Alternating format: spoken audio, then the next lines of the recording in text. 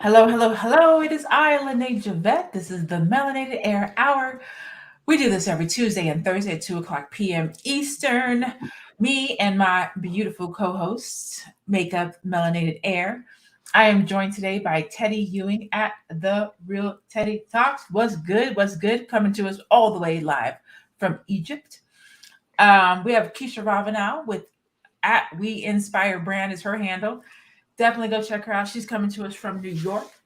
If you're seeing us and you're wondering, have you heard this conversation before? The answer is no, you haven't. We just have on the same clothes. Yeah, we're running this conversation because we wanted to make sure that we did not leave you guys without good content, especially going into the holidays. We are in the throes of the Shop Black movement. You see Shop Black, Shop Black, Shop Black all year long, but we know that this is the real Buy Black shopping season. It better be. Right. Y'all better be out there during these holidays, during this holiday season, shopping Black, buying Black, supporting Black. Should we do this all year long? Yes, we should. I think we see a splurge, a surge. We see a surge in numbers during February for Black History Month. Mm-hmm. And we see a very high, significant surge again through the holiday season. So we just wanted to talk about how do you support Black-owned businesses? How can we nurture the support and the relationship that we have with Black-owned businesses? Teddy brought up some really good commentary and discussion points. So I'm actually going to let her take the lead and take us into this conversation today. Teddy, what were you talking about? What were you saying to us relative to making it doable to be able to support Black-owned businesses during this time? Thank you, Lene. I mean, I definitely think as we enter the holiday season, we need to be very conscious of how we're going to spend our money, what we're going to be spending it on, who it's supporting, and how many times that dollar is going to move around your community. So wherever you are and your children or your family are, how is that dollar helping to support that lifestyle, that community, and helping to grow it? But one of the problems in the Black community specifically, since we are B1 and we're talking about B1, is we don't have the generational leadership. We don't have the generational mentorship, the generational nurturing that many other ethnicities and communities have to build great businesses. So when we're starting our business, usually we are breaking the chains, breaking generational curses, and we're the first in our family to do it. And no one, not our uncles, not our parents, not our grandparents have done it before. So we are taking courses and we're getting classes from school or college and trying to piecemeal something together to build something great. And we may not be the best at it. Yeah. And I don't. You still there, Teddy? I am. I was saying, go ahead, Keisha. I wanted to touch on 2 points. So one, Lene, you spoke about the surge in supporting Black businesses around or in February as well as around the holidays. I also see that there's a surge in supporting Black businesses when something tragic happens to one of us. Mm-hmm. So like I remember when George Floyd was murdered, oh my goodness, I received so much support. And I just want to make sure that we as a community, we're not only coming together when tragedy happens. Mm-hmm. So, you know how they say like, oh, you don't see your cousins until the funeral, right? Like you don't see them until tragedy happens. And I think that spills over, or maybe it spills into, right? Maybe that's the Black community at large and it spills into like the smaller units. But let's not just support each other when it's, oh, snap, like, oh, I see it, right? Like I see it every day and I want to do something about it. Like you should be actively doing something about it every single day, right? And support doesn't only look like spending money. So I want people to have that mentality as well. Like support could be you sharing a post of mine, right? Support could be you sharing my website with someone, or you saying good job, like, wow, I really like what you're doing, right? So support is not necessarily just money. We have to make sure we're pouring into each other, not just financially, but spiritually, emotionally, intellectually. So like, I definitely wanted to just express that. And then Teddy, what you said, it reminded me of something that I mentioned in our breakout session at the All Black National Convention, Lene, where when I was growing up, like I always had this entrepreneurial spirit, and I knew in my mind that I would be an entrepreneur. So I remember being a teenager and saying, I'm not going to have no boss. Like, I'm not going to work for anyone. But because I didn't see anyone around me doing that, like everyone around me was graduating high school, going to college. Then I went on to get my master's degree and then entering the career. That was the natural path. So I was like, oh, well, I guess that's what I have to do. And then I didn't have anyone nurturing me as an entrepreneur or a business owner. Everyone was nurturing me and pouring into me as a Black professional, as someone that had to go to college and had to get a career. So like, it is very important for us to just pour into each other in these different ways. So like, whatever it may be, like if you have that young person, like now we're breaking those generational curses, like you said, Teddy, and we have this surge in entrepreneurship and business ownership. And now we have to make sure that we're nurturing the next generation. Exactly. Absolutely. I wholeheartedly, look, you literally, I don't know, you literally said a mouthful. I wanted to say something and I cannot remember what it was. You said something about something and I wanted to go back and say something about it, but was it the surge around tragedy, like when something tragic happens? It could have been that. Let me tell y'all about the 45-year-old brain. Man, here today, I'm like, oh, I can't wait to see. And here's the thing, I keep pen and paper here, and I still didn't write it down. I was just what you were saying that I did not write it down. It'll be back to you. It will. I know, it definitely will. But no, you're right. Supporting Black-owned business, it shouldn't be something bad has to happen to do. It shouldn't be something that we have to be reminded to do. It shouldn't be something that's a trigger. I do remember last year when tragedy hit, and if we're being honest, a lot of that surge from last year wasn't even Black people. It was corporations. It was white guilt. It was other people that were like, I haven't done enough. I need to do more. I worked with the Phoenix Suns last year. I worked with Tito's Vodka last year. I worked with PayPal last year, NASCAR. Like all these major corporations were reaching out to me saying, hey, what do we do? How do we do it? How do we do better? We need to diversify our leadership team. How do we work better with the Black community? They just weren't sure, right? And those are conversations that need to be happening all year long, all of the time, not just when tragedy happens. So much so that I've literally added it to my resume, corporate liaison for a corporate liaison for Black-owned businesses, so that I'm having these conversations with these corporations now. Like, what are you doing to support Black-owned businesses during the good times? What are you doing to support Black-owned businesses when there's not a tragedy? What are you doing to support Black-owned businesses in July on Thursday at 3:00 just because it's a Thursday in July? Because it shouldn't be circumstantial or situational. The flip side to that is, and I preface this with, I am B1. I love Black people and I love Black business. I believe that our economic empowerment is going to come through entrepreneurship. Okay. Yeah. So I say this from a very loving place and a very sincere place. And it's the reason why I do what I do as a business development strategist, specifically for Black people. We as Black entrepreneurs are not prepared and ready to do the surge of business that needs to be done with major corporations. And we should be nurturing our businesses so that we can do it. And what I mean by that is, so I can't say too much because, confidentiality, things of that nature, but one of the businesses that I just mentioned, wanted to give, they had $1 million budget to give a local $1 million budget to give funds away to minority nonprofits. I submitted 12 nonprofit businesses.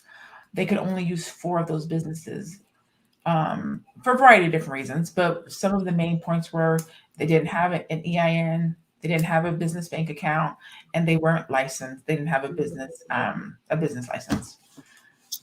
We need to be better in our businesses if we're going to be doing, if we want to do business at that level. Yeah. There's a major, whoever you pay your electric bill to, that company. But here it's called SRP. SRP has a diversity inclusion program, whole unit program, where they try to figure out how to be more diverse in their supply and demand. Mostly, I think they're supplies. And so they outsource a lot of their in-house things they can do to make sure that they're being diverse, buying paper, limo services, whatever the case may be. And so they'll reach out and say, hey, do you know a Black-owned company that does this? Or do you know a Black-owned company that does that? Or we have this we want to bring somebody in. And I'm always like, yeah. And I'm referring businesses, and they stop calling me. They stop calling me because I'm referring these businesses, and businesses are not properly aligned and set up. And so there are things that we have to do as entrepreneurs, as business owners, to make sure that we are properly positioned and prepared to do business at a high level. Yeah. We need to be prepared. That's a catch-22, isn't it? Go ahead. We give them a shot, then they don't meet our standard, then we take our business away from them. Instead of coming to them as a fellow business owner or as a customer that's knowledgeable in that realm and say, here's what happened, and here's what I'd like to see happen to fix it, or here's how you can improve. And the business owner being receptive to that information to make those adjustments, right? Mm-hmm. So it's just it's a maturity, it's an intelligence thing, like an emotional intelligence issue, right? Like ego's involved, and we need to take the ego out and build business. Yeah. Why do you ladies think that these business owners don't have these things in place? So I know, Lene, you mentioned EIN and business account, and to me, those are like very basic things, right? So do you think it's just they lack the knowledge? Like they don't know that they need these things? Like, what is it? I'm going to go with lacks knowledge. We talk about this a lot. When you're a first generation entrepreneur, and you're breaking out the gates, you don't know anyone else that does business. You're just doing what you can do, right? You get your website and you start your business. Right. Like that's literally what people do. They don't know to incorporate your business. Get your LLC or your incorporation set up. Register it. Get your EIN. Take that EIN. Go open up a bank account, a business bank account. Yeah. The other thing is get an email address that is not Gmail. Like if you're going to apply for a business loan or you're going to do business with another business, they are looking at your email address. It's something that's so tiny and so small. But I'm not gonna lie, I'm judgmental. When somebody does business with me and they hit me with the Gmail, I'm like, God damn, right? Because it's important. It is. Mm-hmm. You can't go get a business loan at Gmail. I mean, you can, right? Yeah. But when we start talking about Duns and Bradstreet number and building business credit, yeah, you better not. You cannot have a Gmail address. You have to have a legit, established email address that's branded. Right. So some of it comes with 1, lack of knowledge, 2, hurrying, trying to get the business up and just moving and trying to make, a return on your revenue. 3, just not knowing how to actually put a proper business together and what the foundational pieces that it takes to have a business. Mm-hmm. Mm-hmm. And so nurture it, grow it, scale it, get feedback from your customer, feedback loop in their business. Like people come, they buy, I assume they're happy, but maybe they're not happy. How do you know? You know what I'm saying? So that comes back to customer experience, right? Mm-hmm. If we bring it back around to we're going into the surge in supporting Black-owned businesses. Customer experience is super important. And if you're not familiar with that term, it's basically a higher end version of customer service, right? You provide customer service to your end user, but then they also have what's called a customer experience. So it's how they receive the customer service that you have provided. Mm-hmm. And a lot of times we're not taking customer experience feedback, we're not receiving it, or we're not asking for it. And so you may be operating your business a particular way repeatedly, maybe doing something that you don't even know you're not doing right because you haven't asked your customer. Yeah. But you'll see your money start to dwindle. You'll see less people coming to your business. You'll see your sales aren't being made. And that's, that can create a problem. So to Teddy's point, there's some nurturing that has to be done on both sides, right? Yeah. I think today we're addressing both, right? We want to talk about it from the customer's perspective. How do you let a business, specifically a Black-owned business, how do you let a business owner know that you haven't had a great experience at a Black-owned business so that they can improve? And then how do you, as an entrepreneur, as a business owner, take that feedback, not criticism, take that feedback and use it to help you do better in business? Both of you guys are entrepreneurs, right? Mm-hmm. So, Teddy, if I were to come to you and tell you that, hey, I bought something from you, I bought this product from you, it wasn't what I thought it was going to be, I'm not happy with it. And I think you should know that it's lacking in what you said that it was going to have, and it did not deliver what you said it was going to deliver. What would your response be? Well, my response first would be, depending on the timing, there's a 30, like on my courses, for instance, there's a 30-day money back guarantee. So that's not even an issue. So they would get the refund process. Then I would want to know exactly what happened and how we missed the mark.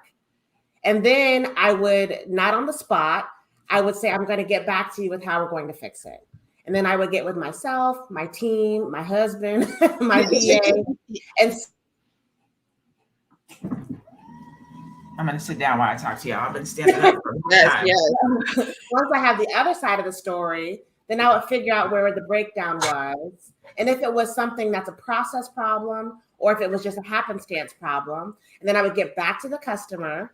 And then I would try to improve my processes in the future, because you can't be great all the time. Right. That's a true statement. You can't be great all the time. Right. And that's the difference between perfection and excellence. You have to aim for excellence and not perfection, because there's no perfection is a myth. It doesn't exist. You can't be perfect. You can shoot for excellence, but you're gonna drop some balls.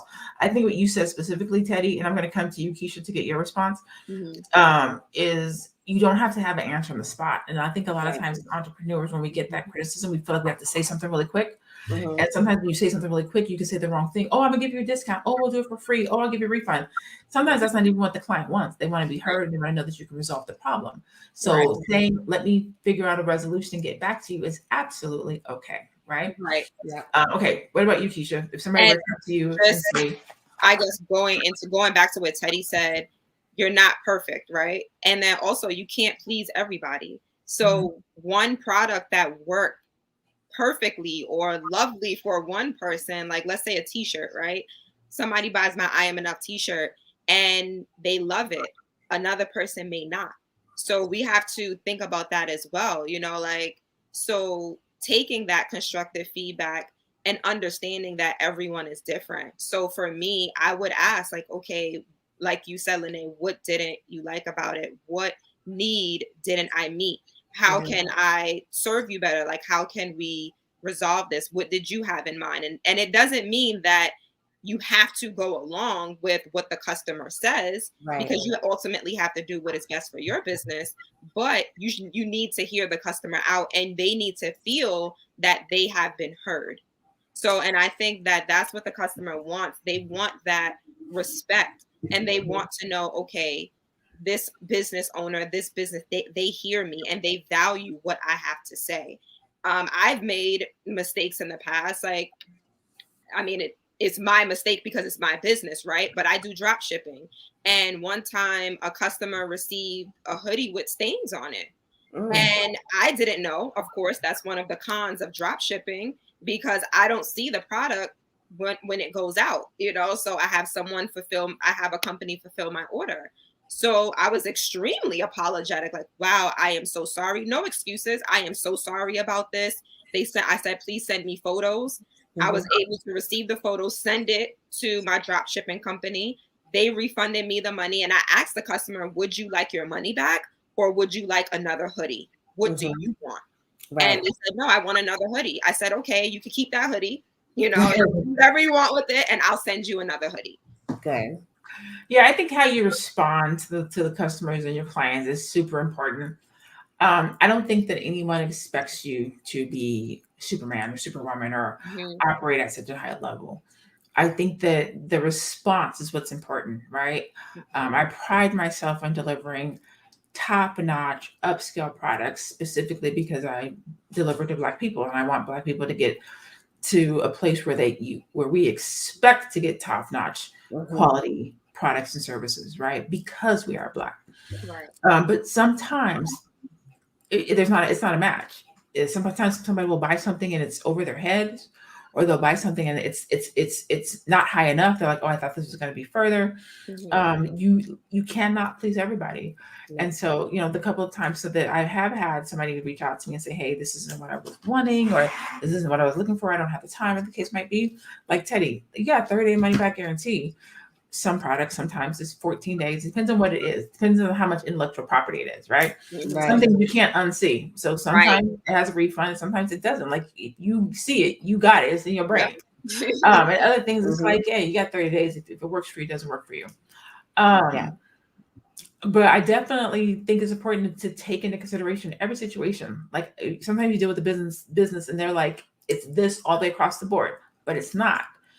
You do have to kind of listen to your customers, listen to your clients. There's special circumstances, situations. And you have to listen to people. You have to treat people with respect. And so I've had situations where I may have dropped the ball or something didn't meet that person's expectations. And it's literally simple as a phone call. You would be amazed at what you can solve picking up the phone and calling somebody. I've called somebody like, I'm so sorry that this happened. I'm sorry that I didn't meet this for you. How can we resolve this? Do you want to take a different class? Do you want to do this? It's not always giving somebody's money back. Sometimes they just want to know they're hurt. Oh, you know what? Oh yeah, I'll take a different class. Cool. You know what? No, you don't have to give me a refund, but can my daughter take this class instead of me? Absolutely. Like, I mean, there's so much can be resolved if you actually go through the process of trying to create a resolution for the end user, right? Yeah. Okay. So let's flip it. What would you say to a business owner? Now you're the customer. You're doing business with somebody. It could be a restaurant. It could be another business. It could be a car dealership. Doesn't matter who. They mess up, right?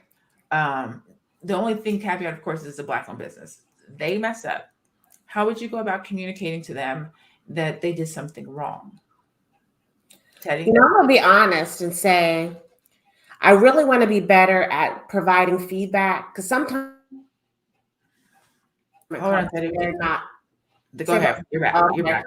They make the judgment call. I make the judgment call that they're not ready to receive the information, so I don't even give it, right? And then other times, I try to find the owner, because it was like a restaurant, for instance, or a shop, like a natural hair shop or something. I don't like talking to the cashier because I don't know who they are. And if they're young and kind of space cadet-y, I'm like, no, give me the manager so that it gets received, right? So I go to the person that can be a decision maker and I talk to that person. And I really try to be, as a business owner myself, I try to give it the way I want to hear it, which is factual, without any emotion. And then I let them make the call as a business owner, like really black and white. I don't put any emotion into it, but I don't talk to the cashier or like the lower person, because I don't feel like they can affect change, even if they're the problem. Right. Oh, that's a good point. Especially if they're the problem. Right. Especially. A lot of times we'll let that person know what they did or didn't do, and then we'll walk out the business, but the business owner has no idea what's happening. Yeah. Right. How can they fix it if we don't tell them, if we don't let them know, right? Yep. So we have to. So basically, Teddy's saying, if you really want to do business with Black-owned businesses, make sure you're talking to the decision maker, to the leader, to the owner of the business. Do not walk out of Black-owned businesses, or I say walk out of. You could have ordered something, you could have received something, it could have been shipped to you wrong. Don't just walk away saying, this is why I don't do business with Black-owned business. We have to communicate, we have to nurture, we have to let our businesses know what's happening. We have to do it with integrity and respect, but we still have to let them know, this is where you dropped the ball, this is where you failed me, this is where we didn't communicate right, this is where my expectations were met. You have to communicate that, because that business can't correct it if the owner and or the decision maker and or the leader does not know what is wrong. Right. Keisha, how would you communicate? I say this, like, wherever I'm spending my money, that's like, it doesn't matter if it's a Black owned business or a white owned business, an Asian owned business. If somebody does something wrong, I will bring it to their attention. And I'm always respectful across the board, right? Because I understand that people are human, they make mistakes, and I give grace. So the same way I would, talk to a manager or owner at Target, let's just say, like, is the same way, same thing I'm going to do for a Black business owner. So I will send an email. I will, if it's in person, may I please speak with the owner, like Teddy said, and I'll let them know, like, hey, this, maybe I didn't order this, I ordered something else. So I'm vocal about what I want when I'm spending my money. So I feel that if I'm spending my money with you, like, I don't care who you are, I'm going to let you know. But like I said, I'm going to be respectful about it. Yeah, I'm always going to give you the benefit of the doubt. Maybe having a bad day. Maybe this is my first time. Maybe I didn't communicate properly. If it's that kind of a situation, if I get something in the mail and I'm like, this is not what I ordered, this is raggedy or it came broke, I'm like, hey, X, Y, and Z. I'm always going to give you an opportunity to fix it, like always. Right. If you can't fix it, then I may ask for a refund. If both of those things happen, I'm good. I'm Gucci. I'm gonna walk away and be cool. Mm-hmm. If I let you know, give them another chance, and I will give you another chance, and I will give you another chance. Okay. Yeah. Good point. I've had situations where I'm actually working with somebody right now who we've been going back and forth, and I'm just like, I don't think you can do this. I finally just had to be like, I don't think this is gonna work. It's taking too long. The quality of the work that you're giving me is not what I was expecting, and your lack of communication is ridiculous. And so I think I need to move on and go and see somebody else. Like, I just don't think this is gonna work. And this is somebody that I know, right? And so she was just like, I'm so sorry, Lene. We worked together in the past multiple times, and she's done great work, but I'm on a timeline. And she's like, I'm sorry, Lene. Tell me what you were thinking. Let's jump on a Zoom so I can make sure that we get it right. We jumped on a Zoom, completely explained to her what I was expecting versus what I'm getting versus blah, blah, blah. This is what I'm looking for. This is how I'm looking for it. Bada bing, bada boom. I was like, I'll give you this last chance. And then what she came back with, you guys will see it pretty soon. Like, it came back stellar. I was like, this is what I'm used to when I work with you. This right here. I was like, do not fall off in the ninth hour. You know what I'm saying? So she gave me back exactly what I wanted, exactly what I was looking for. And so I sent the client to her. You know what I'm saying? Like, if you can resolve it and you can fix it and you can bring it back to what I was initially expecting, we good. We straight. I understand that people have bad days. You could have been rushing. You might have been trying to meet the deadline, the due date. So you just threw something together to send it to me. I'm not okay with it, but you resolved it and you fixed it. I'm okay with that. I understand things happen. She's a single mom, entrepreneur too. Like, I get it. I'm going to give you some grace. But I still need my stuff to be what I needed to be when I needed to be. Exactly. So I want you to go ahead and fix this and run me my stuff. And so as long as that happens, I'm not hating on you. I'm not hating on your business. I will come back. I will do business with you again. I will refer my clients to you, and all that. So it's important to communicate to the entrepreneurs and businesses. How do we nurture our Black-owned businesses in our community, especially going through this next season that we're going to go through with this surge? It's the holidays.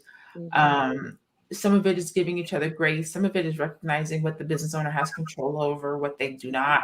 Some of it is knowing that it's the mail. The mail runs slow. Put your order in time, and then don't get mad.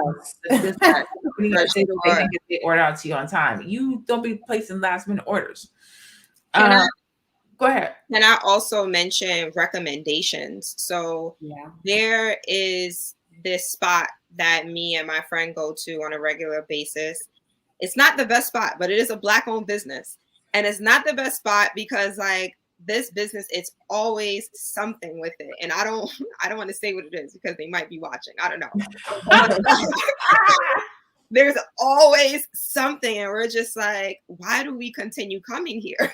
And it's just like, so we put together this plan that we want to present to them, and it's going to help their business. And it's not something where it's like they need to change their business, but it's incorporating like what we want, which is like fun and a dope Black owned business to go to on a regular basis, and still bringing them business. So we're going to present it. We don't know, we're still waiting for them to get back to us.